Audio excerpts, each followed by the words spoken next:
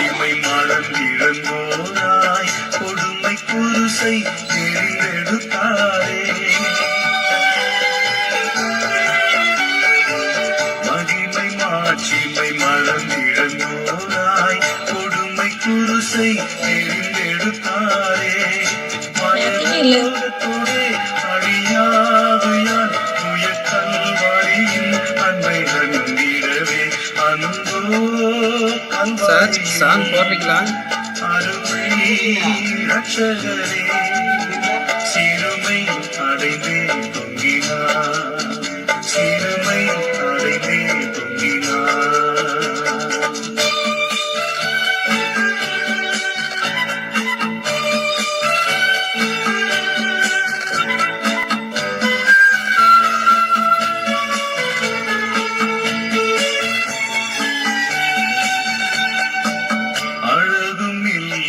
சௌந்தரியமில்லை அந்த கெடுத்தால் எந்தனை மீட்க.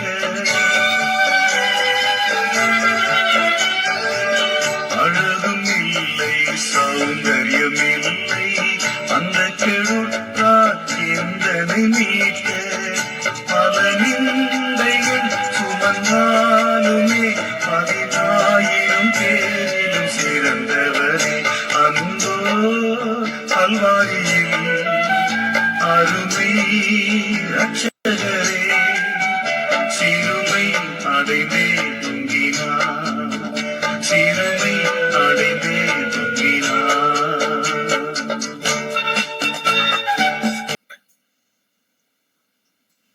அன்றாக இயேசு கிறிஸ்துவின் நாமத்தினாலே உங்கள் அனைவரையும் இந்த தினத்தினுடைய இந்த ஜெப ஐக்கியத்திற்கு வாழ்த்தி வரவேற்கிறோம். இன்று நம் மத்தியிலே இயேசுவின் காயங்கள் என்ற தலைப்பின் கீழே முதுகில் இயேசுவின் காயங்கள் குறித்து செய்திகளை பகிர்ந்து கொள்வதற்காக அருமையான சகோதரி ஞான உஷா பிரேம்குமார் வந்திருக்கிறாங்க. ஆண்டவராக இயேசு கிறிஸ்து நாமத்திலே அவர்களை வாழ்த்தி வரவேற்கிறோம். இப்பொழுதும் நாம் இந்த ஜெபத்திற்கு ஆரம்பமாக ஜெபத்தை ஆரம்பித்து நாம் ஜெபிப்போம்.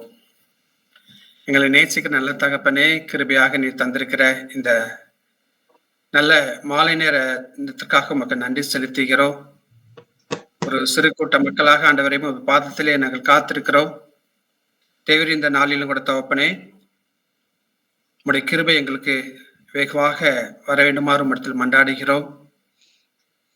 தேவரீர் இந்த நாளில் நாங்கள் ஏறெடுக்கிற பாடல்கள், உமது சத்திய வசனங்கள், எங்கள் ஜெப விண்ணப்பங்கள் எல்லாம் உங்கள் சமூகத்தில் வந்து சேரத்தக்கதான கிருபைகள் எங்களுக்கு தர வேண்டுமாறு ஜெபிக்கிறோம். ஆண்டவரே, ஒரு விசை எங்களை உமது கரங்களில் நாங்கள் அர்ப்பணிக்கிறோம். ஆண்டவரே, கல்வாரியில் நீர் சிந்தின உமது இரத்தத்தினால ஆண்டவரே எங்கள் பாவங்கள் எல்லாவற்றையும் நீர் மன்னிக்க வேண்டுமாறு இடத்தில் மன்றாடுகிறோம். எங்கள் சிந்தையினால, எங்கள் சொற்களினால, எங்களுடைய செயல்கள்னால ஆண்டவரே கரப்பட்டு இருக்கிற எங்களுடைய உள்ளங்களை நீர் புதுப்பித்தர வேண்டுமா ஜெபிக்கிறோம். தேவரீர், எங்களுடைய ஜெப விண்ணப்பங்கள் சமூகத்துல சேர தடையா இருக்கக்கூடிய எல்லா விதமான பாவங்களையும் ஆண்டவரே ஒரு விசை நீர் எங்களுக்கு மன்னித்து ஆண்டவரே எங்களை பரிசுத்தப்படுத்த வேண்டுமாறு இடத்தில் மன்றாடுகிறோம். தேவரீர், இந்த நாளிலும் ஜெப ஆராதனைகள் கரத்திலே நாங்கள் அர்ப்பணிக்கிறோம். தேவனுடைய நாம மகிமைப்படத்தக்கதான கிருபைகளை நீ தர வேண்டுமா ஜெபிக்கிறோம். விசேஷமாக செய்தியை தர இருக்கிற சகோதரி கரங்களை அர்ப்பணிக்கிறோம். தேவரீர், அவர்களை ஆவியின் அபிஷேகத்தில் நிரப்பி உமது வார்த்தைகளை நாங்கள் கேட்கொள்ளத்தக்கதான கிருபைகளை எங்களுக்கு தர வேண்டுமா ஜெபிக்கிறோம். ஆண்டவரே, வர தாமத்தில் இருக்கிற எங்களுடைய சகோதர சகோதரிகளை ஒவ்வொருவரையும் நாங்கள் நினைவு கூறுகிறோம். தேவரீர், தயவாய் அவர்களை விரைவாக அழைத்து கொண்டு வர வேண்டுமாறு இடத்தில் மன்றாடுகிற தகப்பனே, இந்த நாளிலும் ஆண்டவரே எங்களுடைய இன்ஸ்ட்ருமெண்ட், எங்களுடைய இன்டர்நெட் கனெக்டிவிட்டி அனைத்தையும் கரங்களை அர்ப்பணிக்கிறோம். ஆண்டவரே, எந்த விதமான இடையூறும் இல்லாதபடி நாங்கள் ஒருவரை பேசும்போது நாங்கள் கேட்டுக்கொள்ளத்தக்கதான கிருபைகள் எங்களுக்கு தர வேண்டுமா ஜெபிக்கிறோம். மறுபடியுமாக எங்களை உமது கரங்களில் அர்ப்பணிக்கிறோம், தாழ்த்துகிறோம். துதி கன மகிமையெல்லாம் உமக்கே செலுத்துகிறோம். இயேசு மூலம் ஜெபிக்கிறோம் ஜீவனோட நல்ல தந்தையே, ஆமேன். இப்பொழுது சகோதரி ரதிமுத்து அவர்கள் வேத பாதத்தை வாசிப்பார்கள். கர்த்தருக்கு சோஸ்திரம். வாசிக்க வேண்டிய வேத பாடம் மத்திய 27ஆம் அதிகாரம் 24 முதல் 26ஆம் வசனம் வரை. கலகம் அதிகமா ஆகிறதே அல்லாமல் தன் பிரயத்தனத்தினாலே பிரயோஜனம் இல்லை என்று பிளாத்து கண்டு தண்ணீரை அள்ளி ஜனங்களுக்கு முன்பாக கைகளை கழுவி, இந்த நீதிமானுடைய இரத்த பலிக்கு நான் குற்றமற்றவன், நீங்களே பார்த்து கொள்ளுங்கள் என்றான். அதற்கு ஜனங்கள் எல்லாரும், இவனுடைய இரத்த பலி எங்கள் மேலும் எங்கள் பிள்ளைகள் மேலும் இருப்பதாக என்று சொன்னார்கள். அப்பொழுது அவன் பரபாசை அவர்களுக்கு விடுதலையாக்கி, இயேசுவையோ வாரினால் அடிப்பித்து சிலுவையில் அறையும்படிக்கு ஒப்பு கொடுத்தான். ஆமீன். வாசிக்க வேண்டிய வேத பாடம் வாசித்தாயிற்று. ஆமேன். இப்பொழுது நம்மத்தில் இருக்கக்கூடிய சகோதரி ஞான உஷா அவர்கள் இன்ப இயேசுராஜாவை நான் பார்த்தால் போதும் என்ற பாடலை பாடுவார்கள். Praise the Lord. ஜெபம். ஸ்தோத்திரம் அப்பா, என் அருமை தகப்பனே, துதிக்கிறோம் ஸ்தோத்திரிக்கிறோம் ஐயா. பாடல் வேலை ஆசீர்வதிங்க ராஜா, செய்தி வேலை ஆசீர்வதிங்க ராஜா. அப்பா, என்ன காரியங்களை எப்படி பேச வேண்டும் என்று கட்டு தாங்க ஐயா. அப்பா, நீங்க பெருகணும், நான் சிறுகணும் அப்பா. அப்படிப்பட்ட கிருபையை நாளிலே கொடுங்க ராஜா. அப்பா, நீங்களே பொறுப்படுத்திக் கொள்ளுங்க, ஆசீர்வதிங்க. இயேசுவின் மூலம் ஜெபம் நல்ல பிதாவே, ஆமென். இன்ப இயேசு ராஜாவை நான் பார்த்தால் போதும், மகிமையில் அவரோடு நான் வாழ்ந்தால் போதும். இன்ப இயேசு ராஜாவை நான் பார்த்தால் போதும், மகிமையில் அவரோடு நான் வாழ்ந்தால் போதும். நித்தியமா மோட்ச வீட்டு சேர்ந்தால் போதும், நித்தியமா மோட்ச வீட்டில் சேர்ந்தால் போதும்.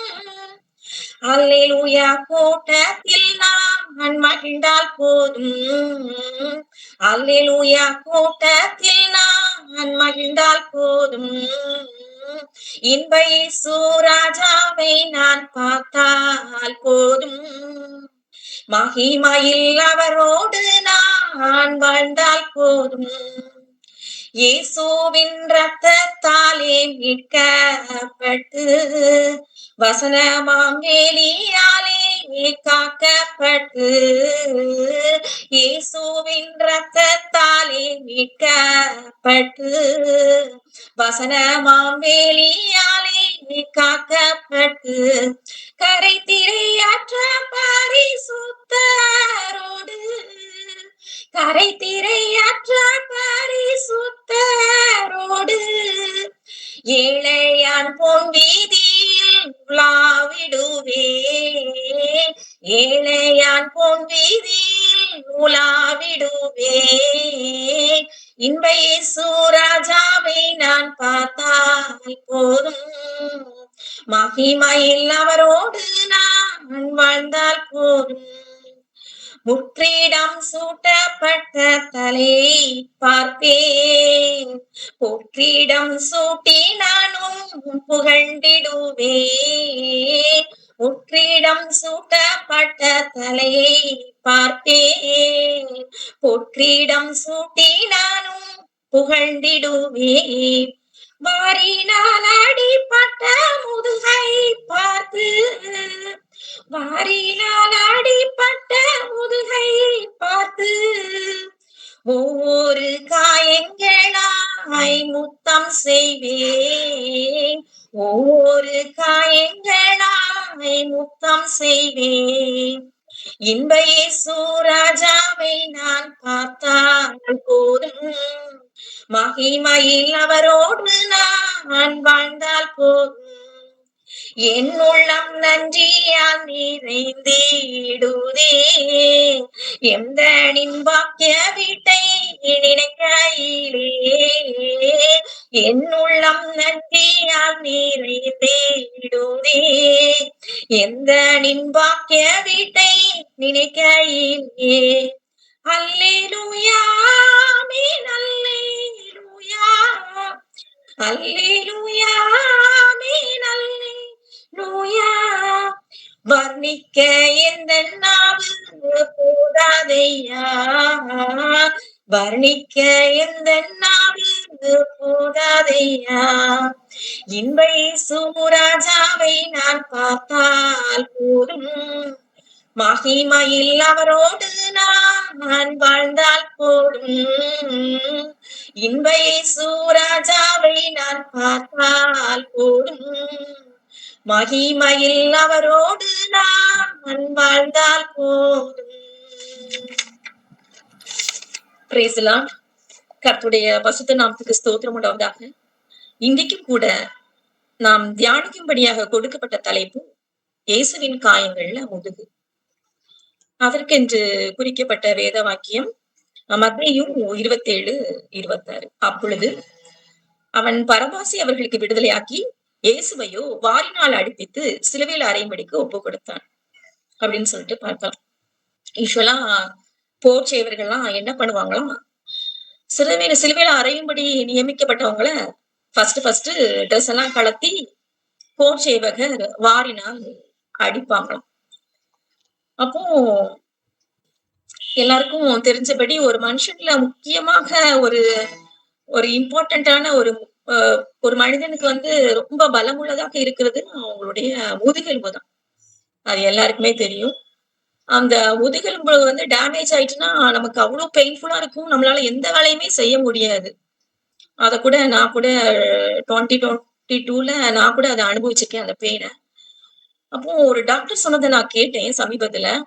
அவர் என்ன சொன்னாரு அப்படின்னா, அந்த முதுகுல உள்ள எலும்பு, அந்த வெர்டிபிரல் காலம், அந்த வெர்டிபிரேல அந்த முதுகெலும்புல வந்து நிறைய நர்வ்ஸ் இருக்கு. அதுல ஒரு நர்வ் கட் ஆனா கூட அப்படியே பெட் ரிடன் ஆயிடுவாங்க. எந்த வேலையுமே அவங்களால செய்ய முடியாது.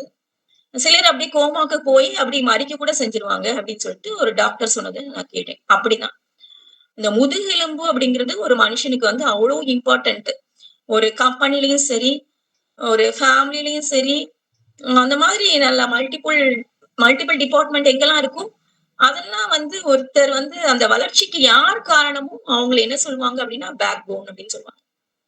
அப்போ இயேசுவும் கூட அப்போ சிலுவையில் அறையப்படுறதுக்கு முன்னாடி எங்க ஸ்போர்ட்ஸ் இவர்களால வாரினால் முதுகுல அடிக்கப்படுறதுக்கு ஒப்பு கொடுக்கப்படுறாரு அவர். அப்போ அந்த முதுகெலும்புல வந்து அந்த வார்ல வந்து அவங்க தோல் வாரம், அந்த தோல் வாரில அந்த இரும்பு கொக்கிகள் வந்து அந்த தோல் வாரில இருக்குமா. அப்போ போர்ச்சுகீவர்கள் அந்த வாரினால அடிக்கும் போது நிறைய பேர் என்ன செய்வாங்க, மறித்து கூட போயிடுவாங்களாம். ஏன்னா அந்த முதுகெலும்புல உள்ள ரத்த நாளங்கள் ஏதாவது டேமேஜ் ஆயிட்டுன்னா அவங்க மறித்து கூட போயிடுவாங்களாம். அந்த ரோம பேரரசின் சட்டத்தின்படி 40 அடிகள் வந்து ஒரு மனுஷனை அடிக்கலாம். நம்ம இயேசுவானவர் கூட அதே மாதிரி 39 அடிகள் அடிக்கப்பட்டாராம். நிறைய காயங்கள் அவருக்கு உடம்பு முழுசும் ஆயிரக்கணக்கான காயங்கள். அவருக்கு ரத்த நாளங்களும் சிதைந்து ரத்தம் சொட்டு சொட்டாக வடிந்துதான். அப்போ அந்த முதுகுல கூட அவருக்கு 150 பெருங்காயங்கள்.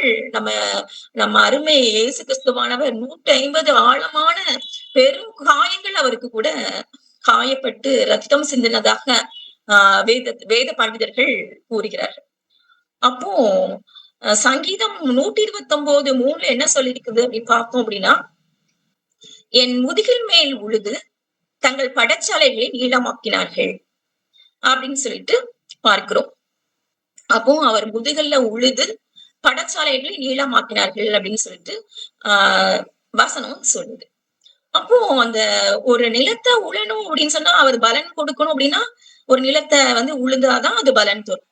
அந்த மாதிரி அவருடைய முதுகெலும்பு கூட அவருடைய பலமான முதுகெலும்பு உழைப்பிற்கு அவர் நம்முடைய பலவீனங்களாக ஏற்றுக்கொண்டு நம்ம அதிக பலன் கொடுக்கும்படியாக அவர் முதுகில் உழப்பட்டார் அப்படின்னு சொல்லிட்டு நம்ம பார்க்கின்றோம்.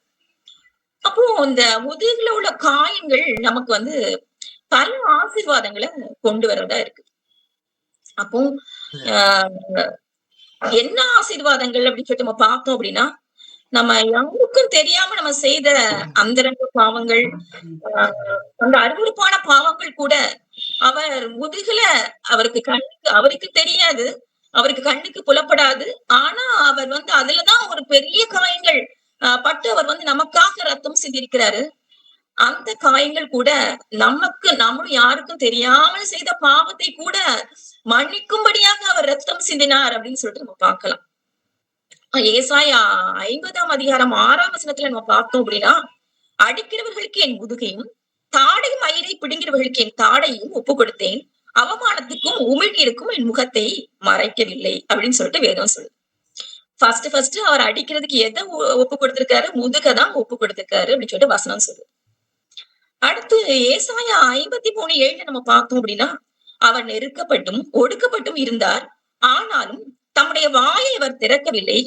அடிக்கப்படும்படி கொண்டு போகப்படுகிற ஒரு ஆட்டுக்குட்டியை போலவும், தன்னை கத்தரிக்கிறவனுக்கு முன்பாக சத்தமிடாதிருக்கிற ஆட்டை போலவும் அவர் தம்முடைய வாயை திறவாதிருந்தார் அப்படின்னு சொல்லிட்டு வேதத்துல நம்ம பார்க்கிறோம். அப்போ ஒரு ஆடு கசாப் கடைக்கு போகுது அப்படின்னா அந்த ஆட்டுக்கு தெரியாது, நிச்சயமா தெரியாது. ஆனா அது வந்து வெட்டப்படும் அப்படிங்கிறது நமக்கு தெரியும். ஆனா அந்த ஆட்டுக்கு தெரியாது. ஆனா இந்த இடத்துல நம்ம அருமை இயேசு கிறிஸ்துவானவருக்கு தெரியும், நல்லாவே தெரியும். முதல்ல நம்ம என்ன செய்ய போறோம்? முதுகுலதான் வாரினால் அடிக்கப்பட போறோம். பெரிய காயங்களை நம்ம சகிக்க வேண்டியதுன்னு அவருக்கு தெரியும். ஆனாலும் அவர் வாயை திறக்கவே இல்லை. வசனம் சொல்லுது, சத்தமிடாத இருக்கிற ஒரு ஆட்டை குட்டியை போல தன் வாயை திறவாதிருந்தார் அப்படின்னு சொல்லிட்டு இதுல பார்க்கிறோம். அப்போ தாவீது ராஜா கூட இந்த மாதிரி வந்து யாருக்கும் தெரியாது அப்படின்னு சொல்லிட்டு பாவம் செய்யறாரு. அப்போ ஆண்டவர் கூட யார அனுப்புறாரு? அவருடைய பாவத்தை உணர்த்துறதற்கு நாத்தான் தீர்க்கதரிசிய அனுப்புறாரு கர்த்தர். அப்போ அவர் வந்து எதை எடுத்து காட்டுகிறாருன்னா ஒரு ஆட்டுக்குட்டியை தான் எடுத்து காட்டுறாரு.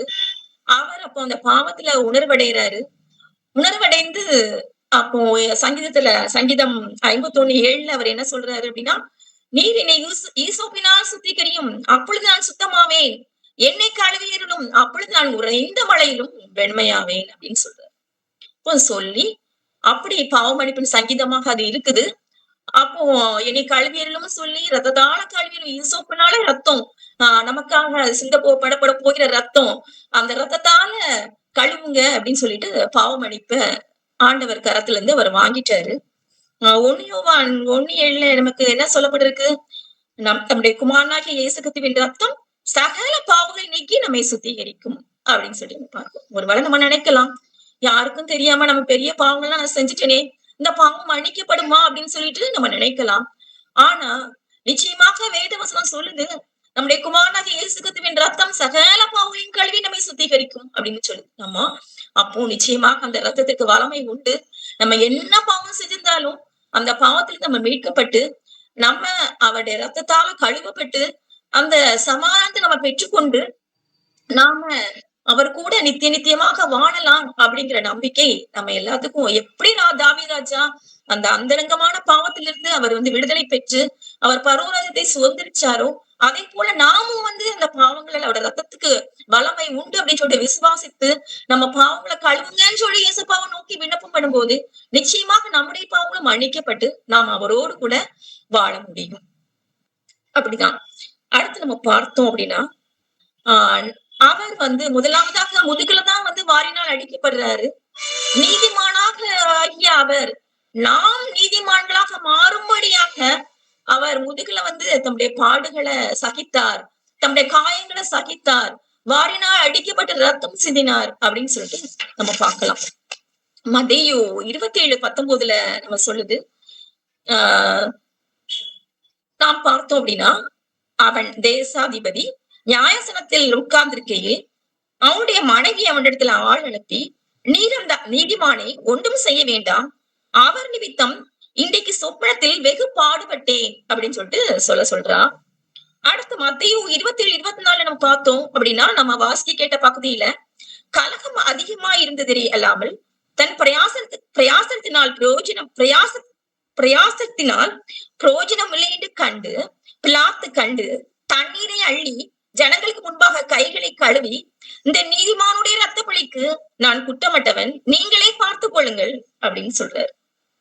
அடுத்து மத்தேயு 27:26 நம்ம பார்த்தோம் அப்படின்னா, அப்பொழுது அவன் பரபாசி அவர்களுக்கு விடுதலையாக்கி இயேசுவையோ வாரினால் அடிப்பித்து சிலுவையில் அறியும்படிக்கு ஒப்பு கொடுத்தான் அப்படின்னு சொல்லிட்டு பார்ப்போம். அப்போ முதலாவதாக வாரினால் அடிக்கிறதுக்கு தான் ஏசப்பா முதுகுனால் வாரினால் அடிக்கிறதுக்கு தான் ஒப்பு கொடுக்கப்படுறாரு. எதுக்காக?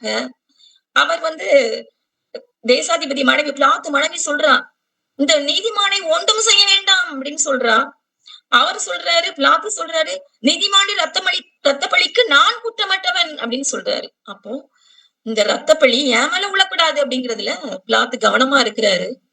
அப்போ அவர் நீதிமானாகிய அவர் எதுக்காக ரத்தம் சிந்தினார் அப்படின்னு சொன்னா, நம்மை மீட்டு நாம் நீதிமான்களாக மாறும்படியாக, நாம் நீதிமானாக மாறும்படியாக நீதிமானாகிய அவர் முதுகினால் வாரினால் அடிக்கப்பட்டு அந்த பாடுகளை சகித்து நீதிமானுக்கு என்ன ஆசீர்வாதங்கள் எல்லாம் வருமோ அந்த ஆசீர்வாதங்கள் எல்லாம் நமக்கு வந்து பெற்று தரும்படியாக அவர் முதுகில் வாரினால் அடிக்கப்பட்டு பாடுகளை சுமந்தார் அப்படின்னு சொல்லிட்டு நம்ம பார்க்கின்றோம். அடுத்து நம்ம பார்த்தோம் அப்படின்னா, அவர் வந்து முதுகில் பட்ட காயங்கள் வந்து அவர் கண்ணுக்கு தெரியாத காயங்கள், அவரால் பார்க்க முடியாத காயங்கள், அவரால் பார்க்க முடியாது. அந்த காயங்கள் எல்லாம் எதுக்காக அப்படின்னு நம்ம பார்த்தோம் அப்படின்னா, சாத்தான் கூட நமக்கு கண்ணுக்கு புலப்படாத நிறைய திட்டங்களை வந்து தீட்டுவான். எதுக்காக அப்படின்னா, நம்முடைய பலவீனம் எதுன்னு அவனுக்கு நல்லாவே தெரியும். அதெல்லாம் வந்து அவன் தெரிஞ்சுக்கிட்டு நமக்கு கண்ணுக்கு புலப்படாத வேற நிறைய சோதனைகளை நமக்கு கொண்டு வந்து எப்படியாவது அந்த பலவீனத்தை அவனை அறிஞ்சுக்கிடுவான். அதை அறிஞ்சிட்டு எப்படியாவது அவனை நம்மள நரகத்துல தள்ளணும் அப்படிங்கறதெல்லாம் தான் அவனுடைய குறிக்கோள். ஆனா இயேசுவானவர் என்ன செய்யறாரு அப்படின்னு சொன்னா, அவர் முதுகுல முதல்ல வாரினால் அடிக்கப்பட்டு நம்முடைய பாடுகளை அவர் சுமந்து வெளிப்படுத்தல் 12:11 நம்ம பார்த்தோம் அப்படின்னா, பின்பகுதியில நம்ம பார்த்தோம் அப்படின்னா, ஆட்டுக்குட்டியின் ரத்தத்தினாலும் சாட்சியின் வசனத்தினாலும் சாத்தானை ஜெயித்தார்கள் அப்படின்னு சொல்லிட்டு பார்ப்போம். யார் சாத்தானை ஜெயித்தார்கள் அப்படின்னா, யாரெல்லாம் பரலோகராஜ்யத்துக்கு சுதந்திரிக்கிறாங்களோ அவங்க எல்லாம் ஆட்டுக்குட்டியின் ரத்தத்தினாலும் சாட்சியின் வசனத்தினாலும் சாத்தானை ஜெயித்தார்கள் அப்படின்னு சொல்லிட்டு நம்ம பார்க்கலாம். நான் கூட இந்த வசனம் எங்கிருந்து எடுத்தேன் அப்படின்னா, அம்மா ஒரு புக் எழுதியிருக்காங்க, ஜெபித்து ஜெயம் பெறுவோங்கிற புக்கு. இந்த புக்ல இருந்துதான் நான் இந்த வசனத்தை எடுத்தேன். இன்றைக்கும் கூட அம்மா இறந்து 1 month ஆகுது. இந்த புக் எடுத்து வாசிக்க கிருபை செய்தார் ஆண்டவர். அப்போ இன்னைக்கு அம்மாவை பற்றி நான் கூட ஒரு சில வார்த்தைகள் சொல்லி நான் நம்முடைய தியானத்தை முடிக்கலாம்ங்கிறத ஆசைப்படுறேன். அப்போ அம்மாவை பார்த்தோம் அப்படின்னா, அவங்க ரொம்ப சாட்சி உள்ள வாழ்க்கை வந்து வாழ்ந்துட்டு சென்றிருக்காங்க. அம்மா கூட அந்த ஆன்லைன் பிரேயர் குரூப்ல கூட எனக்கு தெரியும்.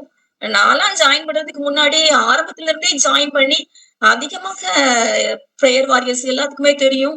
இந்த குரூப்ல உள்ள எல்லாத்துக்குமே தெரியும். ஃபுல்லா அதுல வந்து ரொம்ப இன்வால்வ்மெண்டா இருப்பாங்க. இந்த மாதிரி ஆன்லைன் குரூப்ல கொரோனா பீரியட்ல நான் பார்த்திருக்கிறேன். என்கிட்ட கூட சொல்லுவாங்க, சர்ச்சுக்கு போகவே முடியல, இந்த ஆன்லைன் குரூப்ல எனக்கு பிரேயர் பண்றது அவ்வளவு சந்தோஷமா சமாதானமா இருக்குன்னு சொல்லிட்டு சொல்லியிருக்கிறாங்க. இப்ப அம்மாவுடைய வாழ்க்கைய நான் பார்த்தேன் அப்படின்னா என்கிட்ட சொன்னாங்க, சொல்லியிருக்கிறாங்க, அடிக்கடி சொல்லியிருக்கிறாங்க, சின்ன பிள்ளைகளே சொல்லியிருக்கிறாங்க. இந்த மாதிரி வாலிப வயதுல நான் வந்து ஆண்டவரை ஏற்றுக்கொண்டேன். அது எப்போ அப்படின்னா, நம்ம இந்த prayer group, online prayer group founder நம்ம வனஜா டேனியல் சித்தி இருக்காங்கல்ல, அவங்க வீட்டுக்கு நான் அடிக்கடி போவேன். எங்க சித்தப்பா வந்து இந்த மாதிரி ஃபாரஸ்ட் ஆபீசர். என்னை ரொம்ப பிடிக்கிறதுனால அவங்க எங்க போனாலும் என்னை கூட்டிட்டு போவாங்க. இந்த மாதிரி நாகர்கோயிலுக்கு நான் போகும்போது, ஊட்டிக்கெல்லாம் போயிருக்கேன். நாகர்கோயிலுக்கு போகும்போதுதான் நான் வந்து முதலாக வாலிப வயதுல ஆண்டவரை ஏற்றுக்கொண்டேன். அப்போ எங்க சித்தி, அந்த அண்ணன் பாட்டிமா வனஜா சித்தியோட அம்மா வந்து அவங்க எல்லாம் கூட்டிட்டு எங்க போனாங்களாம், பிரேயர் மீட்டிங் போனாங்களாம். அப்போ ஒரு மிஷினரி ஃபாரின்ல இருந்து வந்திருந்தாராம். அப்போ அவருடைய மெசேஜ் எல்லாம் கேட்ட அம்மாவுக்கு வந்து ரொம்ப உள்ளம் உடைஞ்சுதான். அப்போ அம்மா வந்து சில டெசிஷன் எடுத்தாங்க. இந்த மாதிரி அவங்க சினிமால ரொம்ப அடிக்டா இருப்பாங்களாம். சினிமா சாங்ஸ் ரொம்ப பிடிக்குமா. அப்போ இந்த சினிமா எல்லாம் பார்க்க கூடாது அப்படின்னு சொல்லிட்டு அவங்க வந்து டிசைட் பண்ணாங்களாம். அப்போ என்னைக்கு அவங்க ரத்தத்தால கழுவப்பட்டு அங்க ஃப்ரெண்டுக்கு போயிட்டாங்களாம். வாங்க, யாரெல்லாம் அவங்க லைஃப ஆண்டவருக்கு ஒப்பு கொடுக்கீங்களோ அவங்க ஃப்ரெண்டுக்கு வாங்க அப்படின்னோட ஃப்ரெண்ட்ல போய் ஆண்டவர் ஒப்பு கொடுத்தாங்களாம்.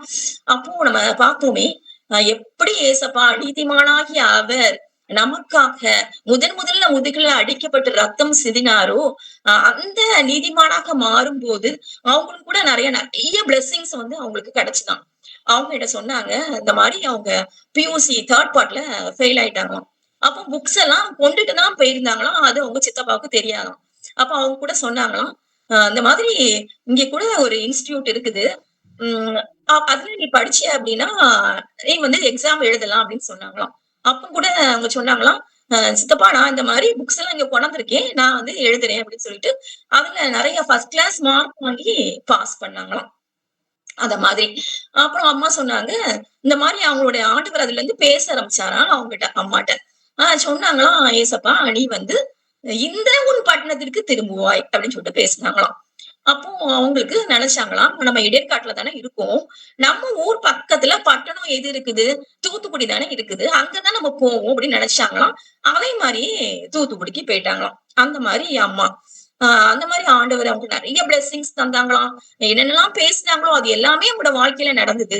ஆ அவரு நம்ம நீதிமானாக ஆக்கப்படும்படியாக ரத்தம் சிந்தினாரே, அந்த ரத்தத்தால நான் கழுவப்பட்ட போது நீதிமானுக்குரிய ஆசீர்வாதங்கள் எல்லாத்தையும் நான் சுதந்திரிச்சுக்கிட்டேன் அப்படின்னு சொல்லிட்டு அம்மா சொன்னாங்க. அப்பவும் அதே மாதிரிதான். எங்க 3 பேரையுமே நான் ஃபர்ஸ்ட்டு, 2வது எங்க தங்கச்சி ஷேபா, லாஸ்ட் தம்பி ரூபன். எங்க 3 பேரையுமே எப்படி வளர்த்தாங்க அப்படின்னு சொன்னா ரொம்ப ஸ்ட்ரிக்ட்டா, ஆவிக்குரிய வளர்ச்சியில ரொம்ப ஸ்ட்ரிக்ட்டா இருப்பாங்க. ஒழுக்கத்திலயும் சரி, ஆவிக்குரிய காரியங்களையும் சரி, ஃபேமிலி பிரேயர் அட்டெண்ட் பண்ணிரணும். கரெக்ட்டா இருக்கணும். அந்த மாரி ஃபாஸ்டிங் பிரேயர் இருக்கணும். கொஞ்சம் வாலிப வயசானவங்கன்னா ஃபாஸ்டிங் இருக்க சொல்லுவாங்க. அந்த மாரி கரெக்ட்டா அம்மா வந்து இந்த மாரி எங்க 3 பேரையுமே சின்ன வயசுல ரொம்ப ஸ்ட்ரிக்ட்டா வளர்த்தாங்க. வர வர ரொம்ப ஃப்ரெண்ட்லியா இருப்பாங்க. ஆ அந்த மாதிரி அம்மா. அப்போ அவங்க ஃபர்ஸ்ட் எனக்கு வந்து 2 வயசு ஆகும்போதே வந்து நான் இடைக்காடு சர்ச்ல ரொம்ப தெளிவா வசனம் சொன்னா அப்படின்னு சொல்லிட்டு எங்க சித்தி சொன்னாங்க. 23ஆம் சங்கீதத்த ஃபர்ஸ்ட் கற்றுக் குடுத்துருக்காங்க அம்மா. அது போக எனக்கு நல்லா தெரியும். அவங்க சொல்லி எனக்கு 2 வயசுல எனக்கு ஞாபகம் இல்ல. ஆனா ஒரு 5 வயசுல பேட்ரிக் சர்ச்ல 51ஆம் சங்கீதம் அப்படி கரெக்ட்டா சொல்லிக் குடுத்து 100 மார்க் நான் வாங்கினேன். அது எனக்கு நல்லா ஞாபகம் இருக்கு. அந்த மாரி அம்மா எங்க 3 பேரையுமே வந்து ஆண்டவருக்குள்ளாக நல்லா வளர்த்தாங்க. அந்த மாரி அம்மா இருந்தாங்க. அந்த மாரி ஆ எப்போ இந்த திருமணம் ஆன பிறகு கூட, இப்போ கூட பணக்குடியில இருந்து தான் பேசிட்டு இருக்கேன். ஃபர்ஸ்ட்டு பணக்குடிக்கு தான் வந்த உடனே எனக்கு இது ரொம்ப டிஃபரெண்டா இருக்கும். இங்க வந்து எல்லாருமே எனக்கு ரொம்ப டிஃபரெண்டா இருக்கும். அப்போ அம்மா டெய்லி ஃபோன் பண்ணுவாங்க எனக்கு. கேட்பாங்க, "நீ எப்படி இருக்கம்மா?" அப்படின்னு கேட்பாங்க.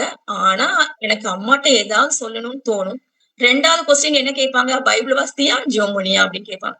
உடனே கேட்ட உடனே நான் நினைப்பேன், அம்மாட்ட எதுவும் சொல்ல தேவையில்ல. நம்ம ஏசப்பாட்டயே சொல்லிக்கலாம். அம்மா தான் பிரேயர் பண்ண சொல்றாங்கல்ல. நம்ம ஏசப்பாட்டயே சொல்லிக்கலாம்னு சொல்லிட்டு, நான் வந்து அன்னைக்கு ஆரம்பிச்ச அந்த அ வேர்ட் அம்மாவுடைய வார்த்தை தான் இன்னைக்கு வரைக்கும் என்னைய இப்ப வரைக்கும் உருவாக்கிட்டு இருக்கிறத பார்க்கலாம். கடைசியாக அம்மா வந்து சிக்கா இருந்தாங்க. ஒரு 4 மந்த்ஸா சிக்கா இருந்தாங்க. இந்த ஆன்லைன் குரூப்ல கூட எல்லாரும் பிரேயர் பண்ணோம். ம் 4 மந்த்ஸா சிக்கா இருந்தாங்க. ஒரு 7 ஹாஸ்பிட்டல்ஸ்க்கு வந்து போயிருப்பாங்க. ஆண்டவருடைய கிருபையால எல்லா ஹாஸ்பிட்டல்ஸ்க்கும் நானும் அவங்க கூட போறதுக்கு ஆண்டவர் கிருபை செய்தார். அம்மா வந்து வெல்லூர் ஹாஸ்பிட்டல்ல அம்மா இருக்கும்போது, ஆ ஒரு 15 டேஸ் ஃபுல்லாவுமே அவங்க கூட இருக்கிறதுக்கு ஆண்டவர் எனக்கு கிருபை செய்தார். அப்போ அங்க ஒரு 2 சண்டே சர்ச் சர்வீஸ் நான் அட்டெண்ட் பண்ணேன். அவங்களோட ஹாஸ்பிட்டல் உள்ள சர்ச்ல. அப்போ ஆண்டவர் கூட என்னுடைய பிரேயர் லைஃப் என்னையும் கூட ஆண்டவர் மோல்ட் பண்ணாரு. அப்போ ஏசாயா 53 அதிகாரம் 5ஆம் வசனத்துல என்ன சொல்லப்பட்டிருக்குது? நம்முடைய மீறுதல் நிமித்தம் அவர் காயப்பட்டு, நம்முடைய அக்கிரமங்கள் நிமித்தம் அவர் நொறுக்கப்பட்டார். நமக்கு சமாதானத்தை உண்டு பண்ணும் ஆக்கினை அவர் மேல் வந்தது. அப்படின்னு சொல்லிட்டு இந்த வசனத்துல நம்ம பார்க்கிறோம். அப்போ ஆ நமக்கு சமாதானத்தை உண்டு பண்ணும்படியாக ஆக்கினை யார் மேல வந்தது? இயேசு கிறிஸ்துவின் மேல வந்தது. அப்போ அம்மா கூட அவ்வளவு தெரியும். அங்க போய் 1 வீக் கழிச்சு தான் எங்களுக்கு தெரியும். அவங்களுக்கு என்ன டிசீஸ் எல்லாமே. அப்போ ஆண்டவர் அந்த காரியத்துல அவரு எங்களுடைய பாடுகள, எங்களுடைய துக்கங்கள எல்லாம் சிலுவையில சுமந்துட்டாரே! அதனால நாங்க எல்லாருமே அந்த இடத்துல ரொம்ப சமாதானமா இருந்தோம். அம்மாவும் ரொம்ப சமாதானமா இருந்தாங்க. அதனால எங்களுக்கு எந்த கஷ்டமுமே அதுல இல்ல. பிரேயர் லைஃப்லயும் சரி, ரொம்ப இம்ப்ரூவ் ஆயிட்டு இருந்தாங்க. நாங்கலாம் ரொம்ப இம்ப்ரூவ் ஆயிட்டு இருந்தோம். அம்மாவை பார்க்கும் பொழுதெல்லாம் ஆண்டவர் நமக்காக நம்முடைய ஆக்கினையை சமாதானத்தை உண்டு பண்ணும் ஆக்கினையை அவர் சுமந்துட்டாரே சிலுவையில. அதுதான் வந்து எங்களுக்கு வந்து எப்படி இருந்துச்சு அப்படின்னா, ஒரு சமாதானத்த அம்மாவுக்கும் சரி, பிள்ளைகளாகிய எங்களுக்கும் சரி, எங்க 3 பேருக்குமே ஒரு சமாதானத்த கொண்டு வரத நாங்க ரொம்ப ஃபீல் பண்ணணும், அந்த விஷயத்துல. லாஸ்ட்டா வந்து அம்மா வந்து மார்ச் 2 இறந்தாங்க. மார்ச் 1 ஒரு 5 ஹவர்ஸ் தனியா நான் அவங்க கூட இருந்தேன். அப்போ லாஸ்ட்டா என்ட்ட சொன்ன வார்த்தை என்ன அப்டின்னா, "இயேசுவின் ரத்தம் ஜெயம்னு சொல்லி ஜெபம் பண்ணு" அப்படின்னு ஒரு 2 டைம்ஸ் சொல்லியிருப்பாங்க. இயேசுவின் ரத்தம் ஜெயம் சொல்லி ஜெபம் பண்ணு அப்படின்னு சொல்லிட்டு ஒரு 2 டைம்ஸ் சொன்னார். அப்போ நான் வந்து உணர்ந்தேன். மோசே கூட ஆண்டவர் ஜீவ கிரீடம் கொடுக்க கூடாதபடிக்கு ஒரு தடை காணப்பட்டுச்சு. அதுக்காக தான் அம்மா வந்து இதுக்காக பிரேயர் பண்ண சொல்றாங்கன்னு சொல்லிட்டு, அம்மா அதனாலதான் உணர்ந்து சொல்லிருப்பாங்கன்னு நினைச்சு, நானும் வந்து ஏசப்பா ஜீவ கிரீடத்தை பெறக்கூடாதபடிக்கு தடை பண்ணுகிற அந்தகார வல்லமைகளை சபிக்கிறேன் அப்படின்னு சொல்லிட்டு ஜெபம் பண்ணேன். உடனே அம்மாக்கு ரொம்ப ஹாப்பினா ரொம்ப ஹாப்பி. என் கையையும் அவங்க கையையும் அப்படி தட்டுறாங்க. சந்தோஷத்துல தட்டுறாங்க. எப்படி ஜீவ கிரீடத்தை பெற்றுருவோம் அப்படின்னு சொல்லிட்டு தட்டிட்டு ரொம்ப ஹாப்பியா இருக்கிறாங்க அம்மா.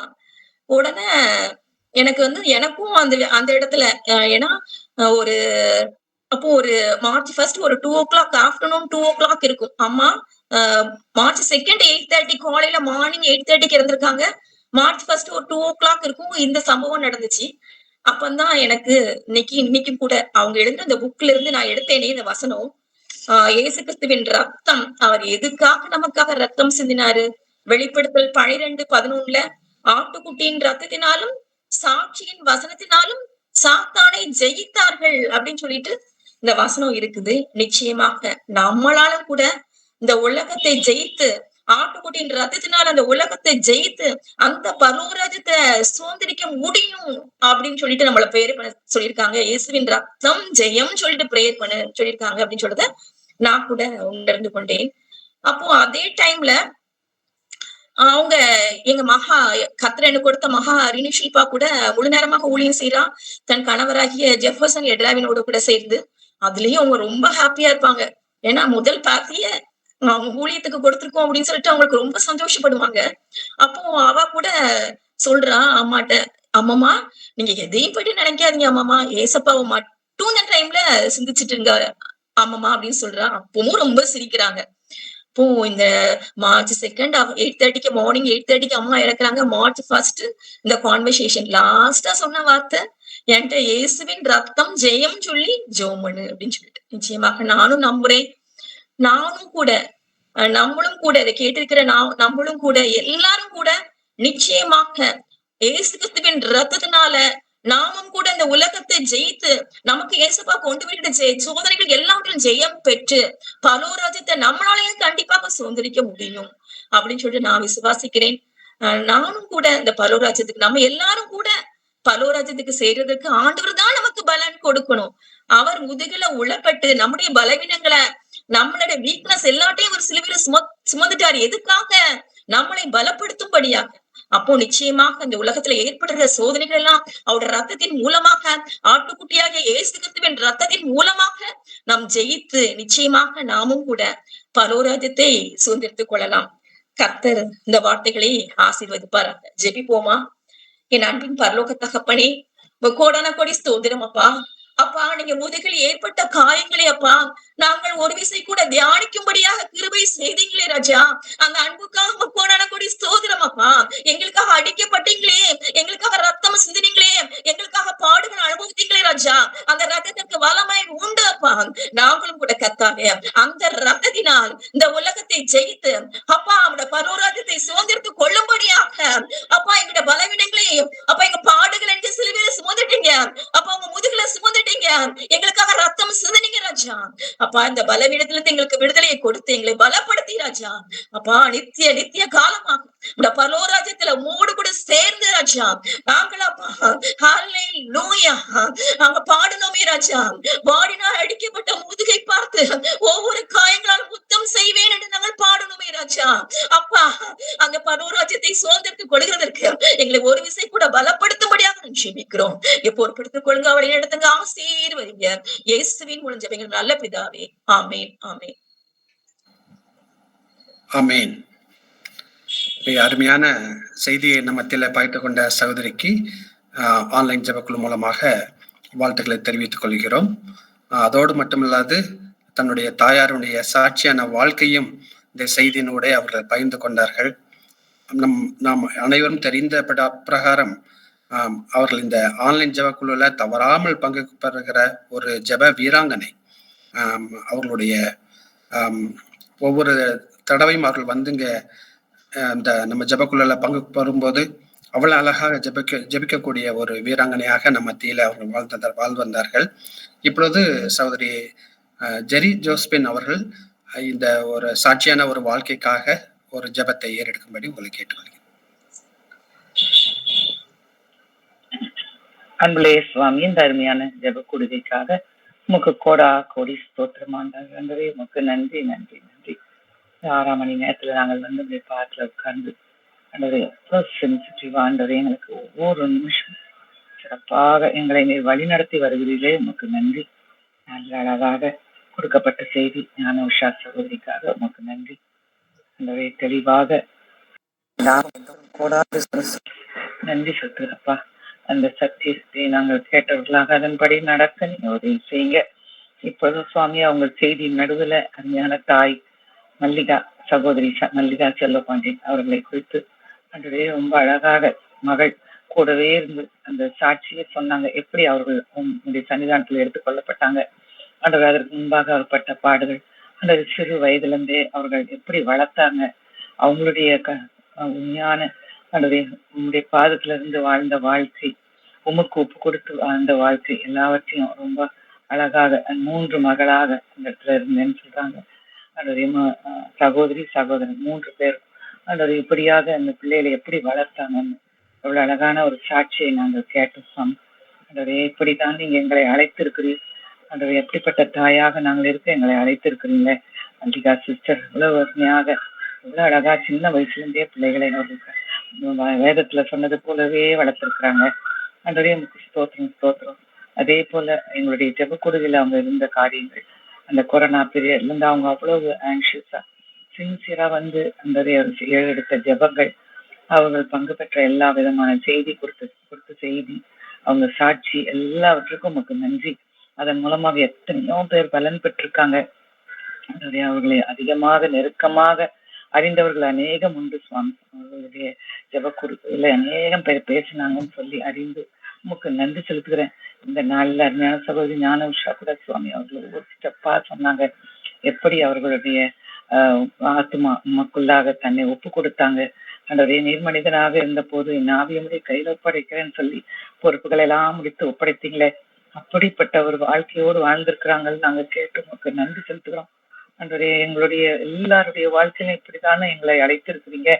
நாங்க சாட்சியாக வைத்துக் கொள்ளுகிறோம், மாடலாக வைத்துக் கொள்ளுகிறோம். அன்றைய அவங்க இயேசுவின் ரத்தம் ஜெயம், கல்வாரின் ரத்தம் ஜெயம்னு மகளுக்கு கடைசியாக சொன்னதை நாங்கள் கேட்டு உமக்கு நன்றி செலுத்துகிறோம். ஆண்டவரே எங்களுக்கு ஜெயம் பெறுவதற்கு அது ஒரே வழி, உங்களுடைய காயமுள்ள கரத்தினால காயப்பட்ட ஆண்டவரே உடைய ரத்தம் காயப்பட்டு ரத்தம் சிந்திருக்கீங்க, பசுத்த ரத்தம் எங்களை கழுவி சுத்தப்படுத்துவதற்கு ஆண்டவரே எங்களை நாங்கள் அர்ப்பணிக்கிறோம்.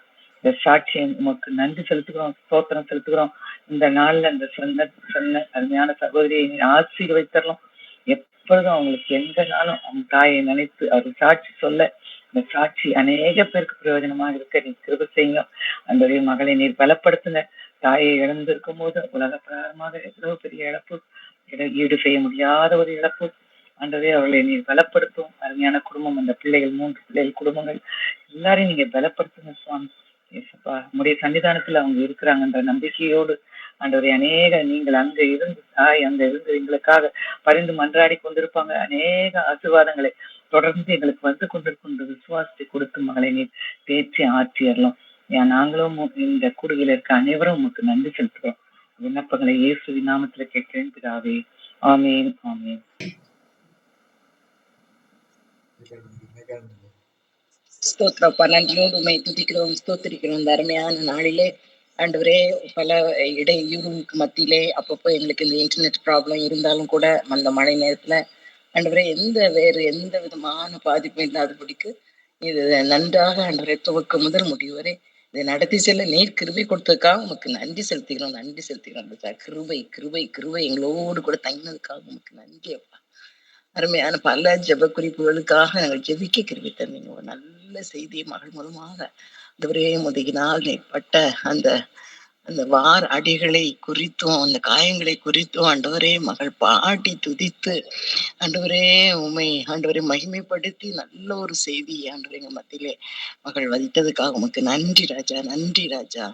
அந்த பயனை ஆண்டவரே நாங்களும் பெற்றுக்கொள்ள நீர் உதவி செய்யும் ஆண்டவரே. எங்களை நீதிமான் ஆக்குவதற்காக நீர் ஆண்டவரே இவ்வளவாக பாடுகளை அனுபவித்தீரே.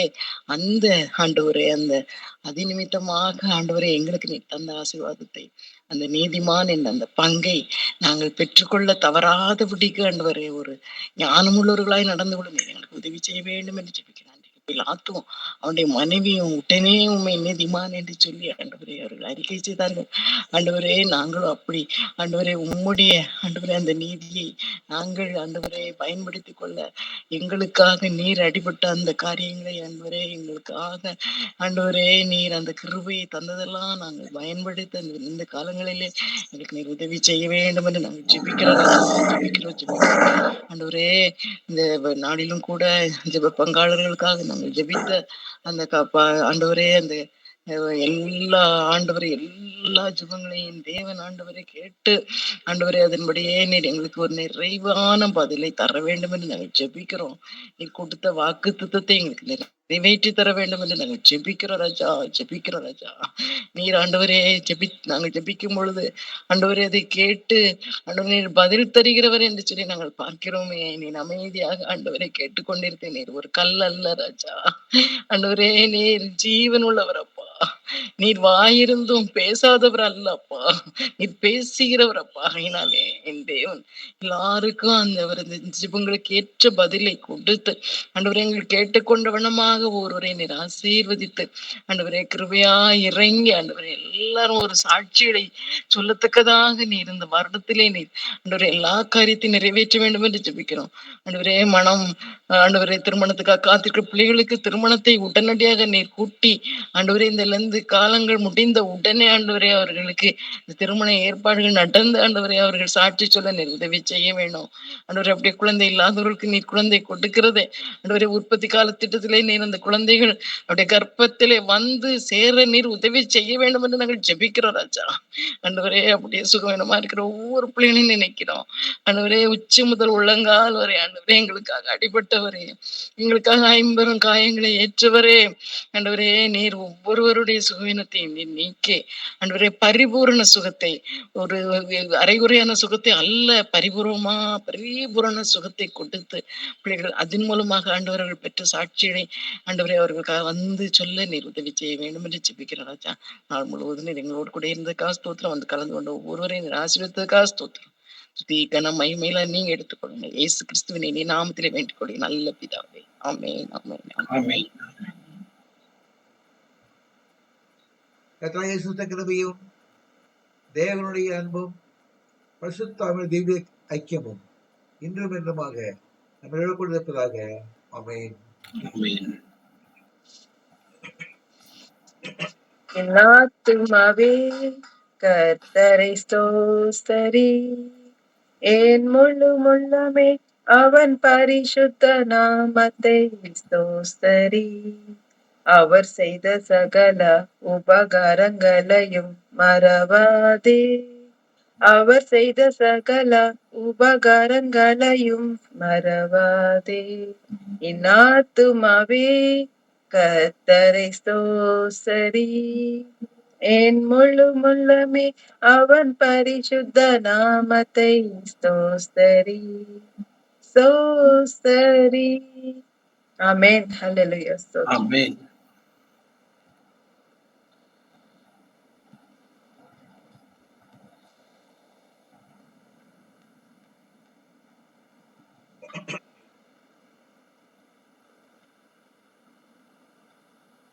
வருகிற செவ்வாய்க்கிழமை அன்று இயேசுவின் காயங்கள் அந்த தலைப்பில் கீழே கைகள் ஏற்பட்ட காயங்களை குறித்து அடிமை உங்கள் மத்தியிலே செய்திகளை ஏறெடுக்கிறேன்.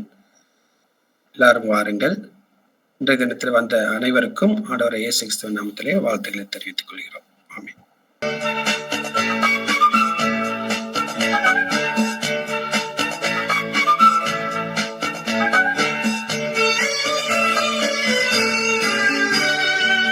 முள்ளின் முடியும் செவ்வங்கி அணிந்தும் கால் கரங்கள் ஆணிகள் பாய்ந்தும் முள்ளில் முடியும் செவ்வங்கி அணிந்தும் கால் கரங்கள் ஆணிகள் பாய்ந்தும் மடிந்தவர் பொங்கினார் மருந்தி மடிவோரையும் கேட்டிடவே அந்தோ கல்வாரியில்